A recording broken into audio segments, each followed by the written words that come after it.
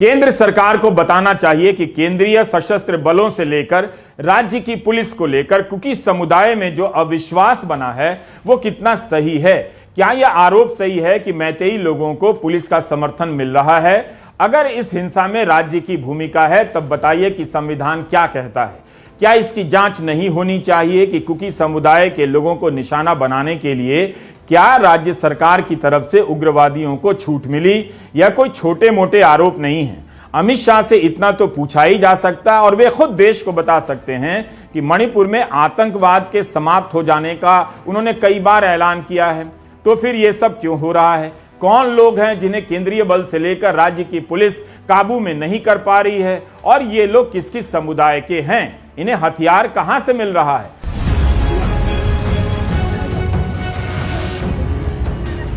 जंतर मंतर पर जमा कुकी समुदाय के नौजवान और महिलाओं के इस प्रदर्शन में उग्रता नहीं है। कई बार यहां पर धरना प्रदर्शन हो चुका है। एक तरह की बेचैनी नजर आती है। अपने गांव, घरों और लोगों की सुरक्षा को लेकर इनकी असुरक्षा बढ़ती जा रही है। इनके भाषणों, बैनरों और ज्ञापन में केंद्र सरकार के प्रति विश्वास दिखता है।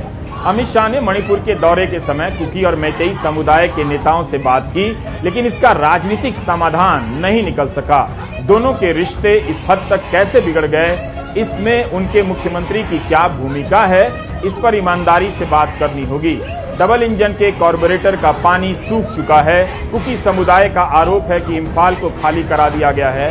वहां कुकी समुदाय के घर, दुकान जला दिए गए हैं। पहाड़ी इलाकों में भी कुकी समुदाय के लोगों के गांवों, घरों और चर्चों को निशाना बनाया गया है। इसकी प्रतिक्रिया में कहीं कहीं से मैतेई गांवों और लोगों को भी निशाना बनाया गया है। मगर इस पूरे मामले की इतनी मामूली रिपोर्टिंग हो रही है कि सही तस्वीर किसी के सामने भी नहीं है। अमित शाह के आने के बावजूद मणिपुर के मैतेई मेजॉरिटी फिर भी गांव में जा जाकर गांव को जला रहे हैं, लोगों को विधवा कर रहे हैं, बच्चों को मार रहे हैं। द हिंदू अखबार की विजिता सिंह ने लिखा है कि सेना और केंद्रीय बलों के 20,000 जवान तैनात हैं। बीएसएफ के 1,000 जवानों को हवाई जहाज से उतारा गया है। मणिपुर की आबादी करीब 35 लाख होगी। तब भी एक महीने से राज्य में हिंसा पर काबू नहीं पाया जा सका है। बहुसंख्यक मैतेई और अल्पसंख्यक और अनुसूचित जनजाति के कुकी के बीच की हिंसा में 100 से अधिक लोग मारे गए हैं। ऐसे वक्त में देखना चाहिए कि देश के रक्षा मंत्री किस तरह के ट्वीट कर रहे हैं। हमने राजनाथ सिंह का निजी ट्विटर हैंडल देखा है। अगर हमसे चूक नहीं हुई है, होगी तो सुधार कर लेंगे, लेकिन जितना ध्यान से हमने देखा है उसमें इस एक महीने में मणिपुर की हिंसा पर देश के रक्षा मंत्री का एक भी ट्वीट हमें नहीं मिला। 6 जून को राजनाथ सिंह ट्वीट करते हैं कि महिला सशक्तिकरण की दृष्टि से पीएम श्री नरेंद्र मोदी के नेतृत्व में सरकार ने कई कदम उठाए हैं। भारत की नारी शक्ति जहां देश के संकल्पों को पूरा करने की दिशा में पूरे उत्साह से काम कर रही है, वहीं राष्ट्र के विकास को भी नई ऊर्जा और गति दे रही है। #9 years of women led development।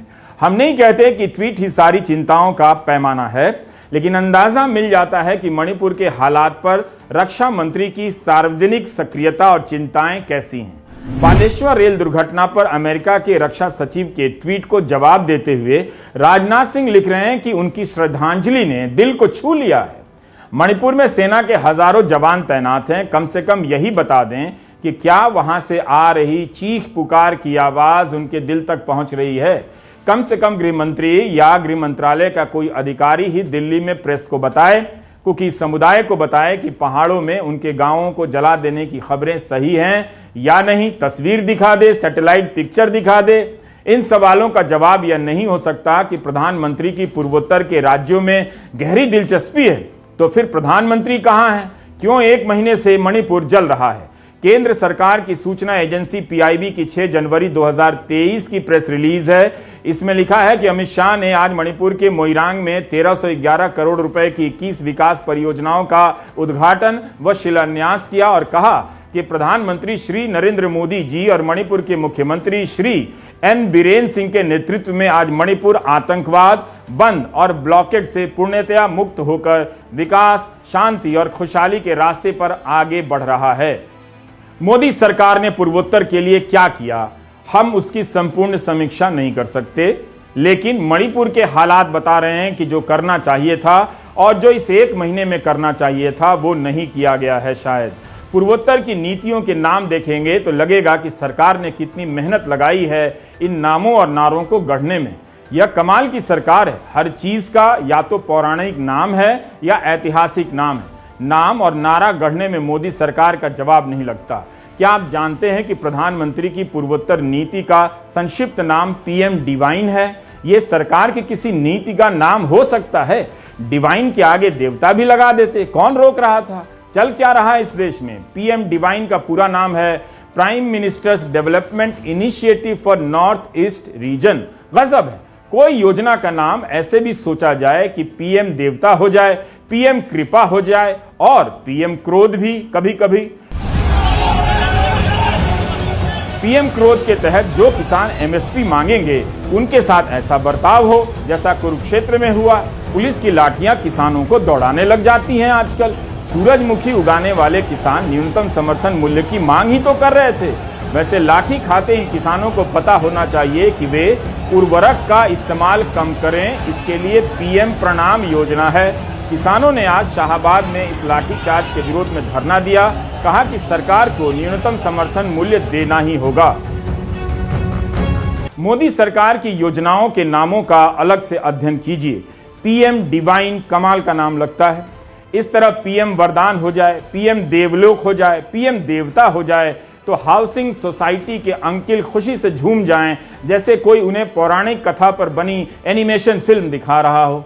कवच नाम भी कम आकर्षक नहीं है, लेकिन जब लोग मर गए ट्रेन दुर्घटना में तो पता चला कि योजना का काम अभी मुख्य ट्रेनों तक भी नहीं पहुंचा है। 12 अक्टूबर 2022 की पीआईबी की एक प्रेस रिलीज में लिखा है कि प्रधानमंत्री श्री नरेंद्र मोदी की अध्यक्षता में केंद्रीय मंत्रिमंडल ने आज एक नई योजना पूर्वोत्तर क्षेत्र के लिए प्रधानमंत्री की विकास पहल पीएम डिवाइन को वर्ष 2022-23 से 25-26 तक 15वें वित्त आयोग के शेष 4 वर्षों के लिए मंजूरी दे दी है। 100% केंद्रीय वित्त पोषण के साथ पीएम डिवाइन नाम की नई योजना केंद्रीय क्षेत्र की एक योजना है और इसे पूर्वोत्तर क्षेत्र के विकास मंत्रालय डोनर द्वारा लागू किया जाएगा।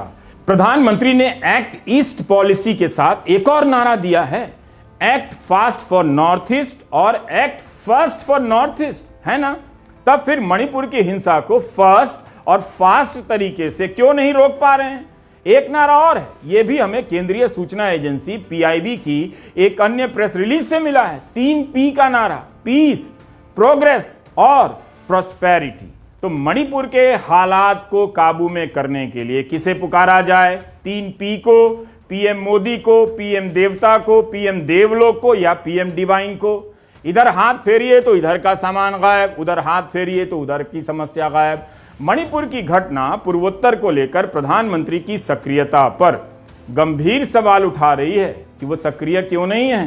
कांग्रेस के मीडिया प्रमुख जयराम रमेश ने ट्वीट किया है कि मणिपुर की घटना पर प्रधानमंत्री चुप क्यों हैं, शांति की अपील क्यों नहीं कर रहे हैं, वहां सभी दलों का प्रतिनिधिमंडल क्यों नहीं भेजा जा रहा है। ठीक है, मोदी सरकार में कोई जिम्मेदारी तय नहीं होती है, लेकिन वहां पर डबल इंजन की सरकार है। इस हिंसा में सरकार की भागीदारी तो तय की जा सकती है।